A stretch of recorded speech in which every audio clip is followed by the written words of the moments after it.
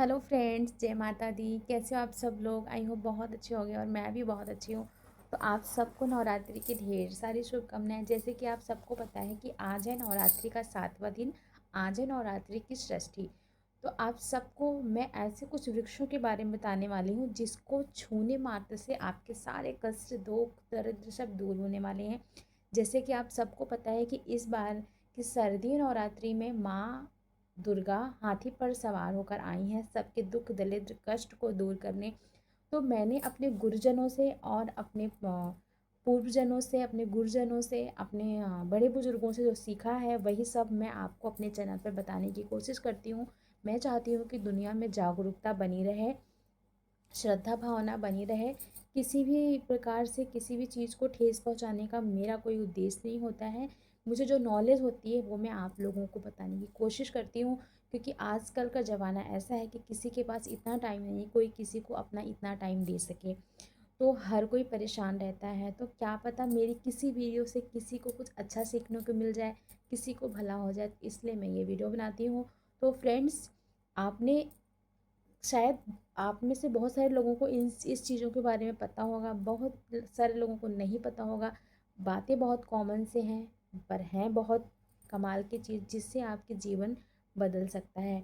तो फ्रेंड्स, इस नवरात्रि ऐसे कुछ वृक्ष हैं जिनको छूने मात्र से आपके सारे कष्ट दूर हो जाएंगे। आपके घर में ग्रह क्लेश है, नज़र दोष है, बहुत दिन से परेशान हैं आप, कोई आपके घर में ऐसा है जो बहुत दिन से बीमार हो, रोग मुक्त ना हो पा रहा हो, आपके पास शत्रु बहुत सारे हों, आपके घर में, आपके बच्चों, आपके घर में जो है किसी का शादी ब्याह ना हो रहा हो, आपको संतान प्राप्ति ना हो रहा हो, ऐसे बहुत, आपकी सुहाग की रक्षा के लिए ऐसे बहुत सारी, दुनिया में कोई भी कष्ट है आपको, कुछ भी है आपको, उन सब चीज़ों के लिए आपको सिर्फ इन्हीं वृक्षों की पूजा करनी है। इन वृक्षों को आपको छू के आना है। हम जानते हैं ये वृक्ष हमारे बीच में ही है, लेकिन हम इनको उस नज़र से नहीं देख पाते हैं। तो इस शारदीय नवरात्रि में अगर आपकी कोई मनोकामना है, कुछ भी है आपके अंदर, तो आप जाके इन वृक्षों के सामने आप अपने मन की बात कहिए, आप उनका पूजा अर्चना करिए। नवरात्रि के 9 दिन किसी भी दिन आप जाके करिए, या नवरात्रि को 9 दिन जाके करिए, आपकी हर मनोकामना पूरी होगी, आपके हर कष्ट दूर होंगे। तो चलिए मैं आपको बताती हूँ ऐसे कौन से वृक्ष हैं। मेरा इस वीडियो को बनाने का एक ही मोटिव है कि अगर मेरे पास कोई नॉलेज है जो मैंने अपने गुरुजनों से, आपने जो है बड़े बुजुर्गों से सीखा है, अगर आपको थोड़ा सा भला होता है तो उसमें क्या ही जाएगा। और हाँ, अगर आपका इनसे भला नहीं होगा तो आपका नुकसान भी नहीं होगा। मैं कुछ आपको ऐसा वैसा करने को नहीं कर रही हूँ। बाकी आपको अपने श्रद्धा के ऊपर करना है ये सब चीज़ें, आपको अपने विश्वास पे करना है, ठीक है। इसमें मेरा कोई वो नहीं है। मेरे पास जो नॉलेज है, जो मैं करती हूँ, जो मैं जानती हूँ, सिर्फ मैं वो आपको बता रही हूँ। मानना ना मानना वो आपकी मर्ज़ी है। तो फ्रेंड्स, चलिए मैं आपको बताती हूँ वो ऐसे कौन से वृक्ष हैं। तो सबसे पहले नंबर पर बता देती हूँ आपको कि बेल। हम सब लोग जानते हैं बेल के वृक्ष के बारे में। बेल की महत्ता भी बहुत है। माँ दुर्गा को बेल बहुत पसंद है। नवरात्रि में अगर माँ दुर्गा को एक बेलपत्र हम अर्पित करते हैं तो माँ दुर्गा बहुत ज़्यादा खुश हो जाती हैं, क्योंकि आपको बता दें कि बेल का जो वृक्ष है वो माँ पार्वती के पसीने से उत्पन्न हुआ है। बाकी ज़्यादा नॉलेज आपको चाहिए तो आजकल गूगल पे सब कुछ है, आप सर्च कर सकते हैं। तो इसलिए बेल के पत्र माँ को बहुत प्रसन्न है। तो बेल के वृक्ष में जा कर के आप संध्या के समय दीपक लगाइए, वहाँ पूजा अर्चना करिए। आपके अंदर जो भी मनोकामना है, जिस भी चीज़ के लिए जा रहे हैं, आप वो चीज़ जाके बेल वृक्ष से कहिए, और वहाँ पे तेल का, घी का, जिसका भी आप दीपक लगा सके दीपक लगाइए, अपनी मनोकामना कहिए। अगर आप 9 दिन नवरात्रि में चीज़ करते हैं, या फिर आप अब तक नहीं किए, नवरात्रि बीत गए, तो आप आज ही कर लीजिए ये चीज़, आपकी हर मनोकामना पूर्ण होगी। ये हो गया हमारा हमारा पहला वृक्ष। दूसरा वृक्ष बता दूं फ्रेंड्स, समी का पौधा। ये सब लोग जानते हैं कि समी के पौधे में, समी के वृक्ष में जल चढ़ाने से हमारे ग्रह शांति होता है। पता है बहुत सारे लोग रोज़ समी के पौधे में जल चढ़ाते हैं, और हमें चढ़ाना भी चाहिए।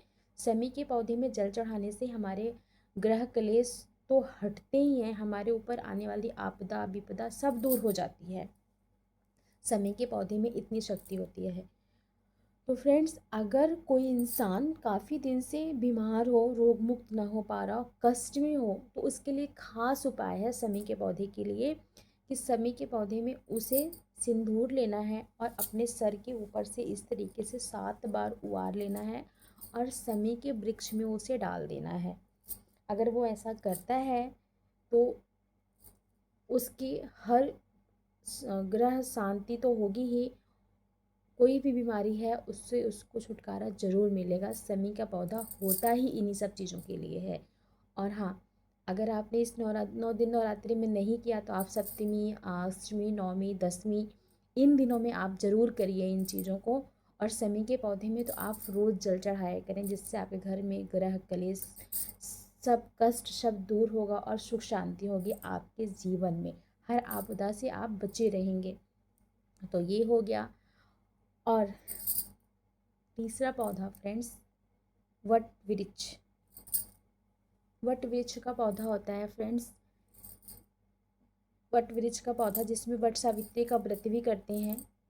स्पेशली जिससे वट सावित्री का व्रत करते हैं पति की लंबी आयु के लिए, सुहाग के लिए। अगर किसी का पति है बीमार है तो वो स्त्री अपने पति की लंबी आयु के लिए, उसके लिए ज़रूरी नहीं है कि वट सावित्री के दिन ही वट की पूजा की जाए, आप नवरात्रि में भी कर सकते हो। आप जाके वहाँ पे देसी घी के दीपक जलाइए, परिक्रमा करिए, सिंदूर अर्पण करिए उनकी जड़ में, वट वृक्ष के जड़ में अपने पति को वार के। आपका पति आपको प्यार नहीं कर रहा, आपके पति से आपका मनमुटाव है, कुछ भी दुख तकलीफ, कुछ भी कष्ट है या घर में कुछ भी है, आप जाइए वट वृक्ष को अपनी कहानी सुनाइए, उनसे कहिए दुख अपने रोइए, वो ज़रूर आपके हर कष्ट को दूर करेंगे।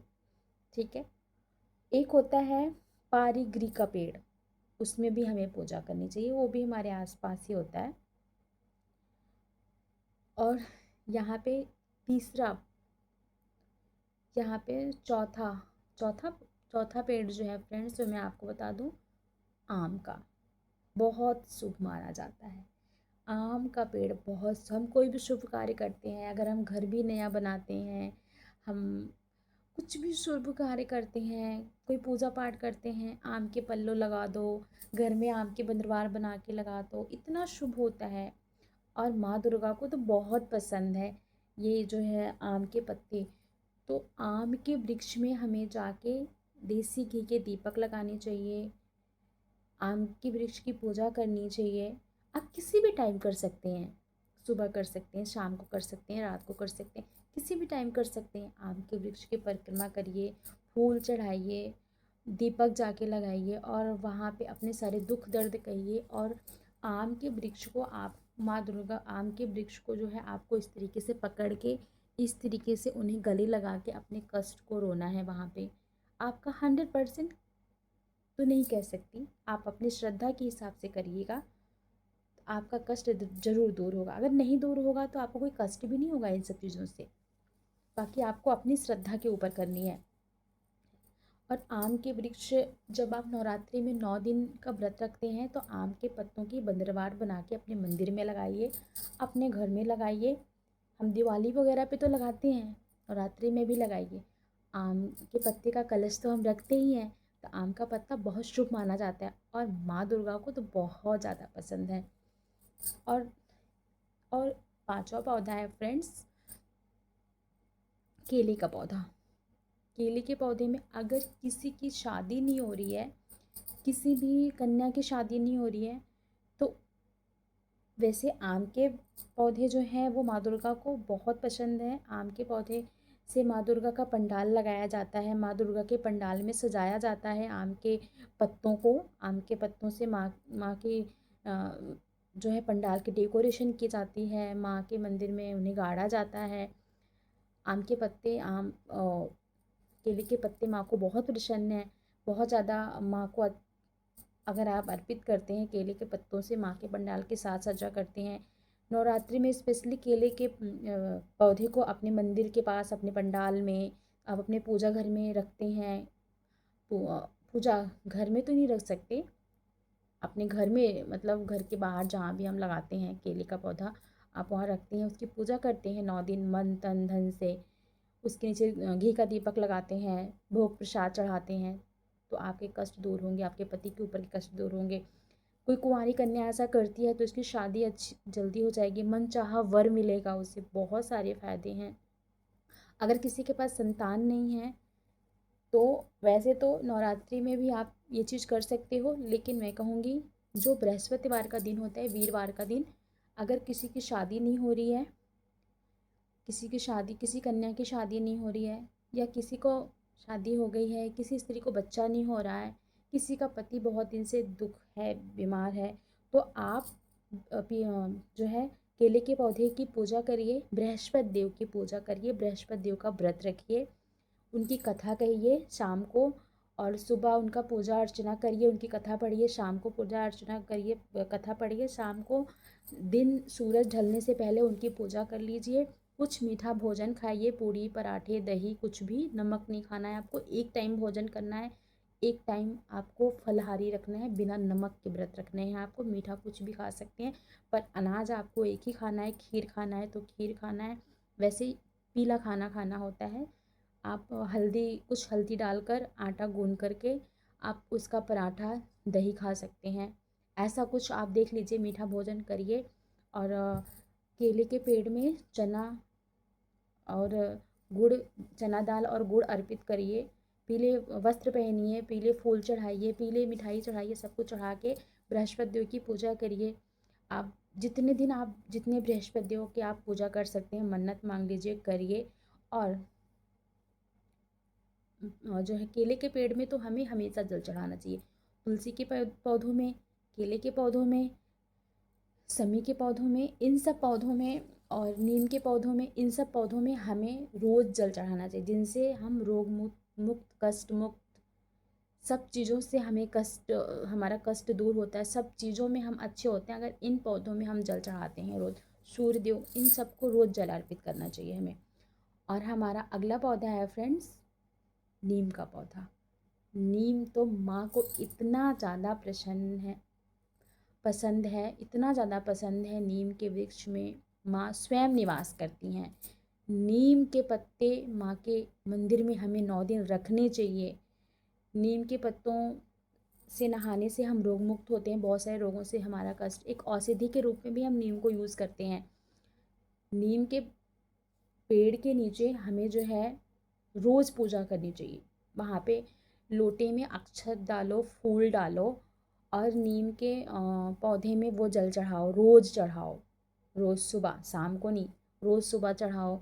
और शाम को पूजा अर्चना करो, धूप दीप लगाओ नीम के वृक्ष के नीचे। नीम के वृक्ष में हमें रोज़ पूजा करनी चाहिए, जिससे हमारे सारे ग्रह कष्ट दूर होते हैं।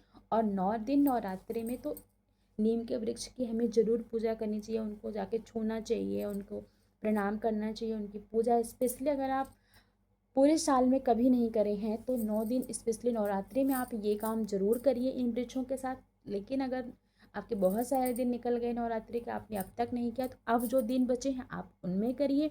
और हाँ, आप ये सब चीज़ नवरात्रि के बाद भी कर सकते हैं, क्योंकि ये सब ऐसे पौधे हैं जिनमें हमारे भगवान स्वयं कहीं ना कहीं से विराजमान होते हैं, हमारे भगवान को प्रसन्न होता है। तो हम मन में श्रद्धा लेके, भावना लेके, भगवान का नाम लेके अगर ऐसा कुछ करते हैं तो वो हमारे लिए हितकारी होगा। और हाँ, तुलसी के पौधे एक औषधि के रूप में तो यू होता ही है, प्रयोग किया ही जाता है। तुलसी के पौधे में स्वयं माँ लक्ष्मी विराजमान होती हैं। तो हमारी जो ये माँ है, हमारी माँ के रूप अनेक है, लेकिन माँ तो हमारी एक ही है जो अनेकों रूपों में विराजमान है इस पूरे ब्रह्मांड में। तो माँ लक्ष्मी, तुलसी के पौधों में माँ लक्ष्मी स्वयं विराजमान होती है। तो तुलसी के पौधों में हमें सुबह जल चढ़ाने चाहिए, धूप दीप अर्चना करनी चाहिए। शाम के टाइम में तुलसी के पौधों में जल नहीं चढ़ाने चाहिए, शाम के टाइम में धूप दीप भोग लगाना चाहिए तुलसी के पौधों में। स्पेशली हमें नवरात्रि में 9 दिन का पंडाल, 9 दिन की पूजा अर्चना आप जहाँ भी कर रहे हैं वहाँ पे तुलसी के पौधे ज़रूर रखें और उसकी पूजा अर्चना करें। माँ के साथ साथ तुलसी के पौधों में घी का दीपक लगाएं और अपनी हर मनोकामना माँ तुलसी माता से कहें, आपकी हर मनोकामना पूर्ण होगी। तो फ्रेंड्स, अब तक मैंने आपको जो भी बताया है, आप इन वृक्षों को स्पेशली नवरात्रि में, अगर आपने अब तक कोई योग नहीं किया है तो स्पेशली नवरात्रि में जाके इन वृक्षों के नीचे आप जो है इन वृक्षों के नीचे आप जाके अपना दुख दर्द कहिए, उनकी पूजा अर्चना कीजिए। अपने भावना से आपके 100% कष्ट दूर होंगे। कुछ ऐसे वृक्ष हैं इनमें जिनमें स्वयं भगवान विराजमान होते हैं। उन वृक्षों के नीचे अगर आप जाके आपके शरीर से कष्ट है तो सिंदूर वगैरह उबार के 7 बार वहाँ पे जड़ों में डालते हैं, उनके सामने रोते हैं, अपने दुख दर्द कहते हैं, तो आप ज़रूर ज़रूर आपको सफलता मिलेगी। अगर सफलता नहीं मिलेगी तो आपको कोई नुकसान भी नहीं होगा। दुनिया में सब कुछ है तो ये सब चीज़ें भी हैं। बाकी आप अपनी श्रद्धा के हिसाब से ये सब चीज़ें कर सकते हैं। मेरा काम है सिर्फ बताना। मुझे जितनी नॉलेज है मैं आपको वो दे रही हूँ। बहुत सारे लोग बहुत तरीके कमेंट करेंगे, लेकिन मैं कोई चीज़ नहीं कहूँगी आपको। मुझे जो अपने गुरुजनों से, अपने आसपास से, अपने परिजनों से सीखने को मिलता है वो मैं आपसे बताती हूँ। क्या मैं सोचती हूँ कि मेरी किसी न किसी बात से क्या पता आपका कोई कष्ट दूर हो जाए। तो फ्रेंड्स चलिए, अगर आप तक आपने ये उपाय नहीं किया तो आज ही इन वृक्षों के साथ ये उपाय आज करिए और आप अपने कष्टों से थोड़ा थोड़ा, कहीं ना कहीं थोड़ा सा तो आपको राहत ज़रूर मिले। माता रानी से मेरी यही प्रार्थना है। तो प्रेम से बोलो, जय माता दी।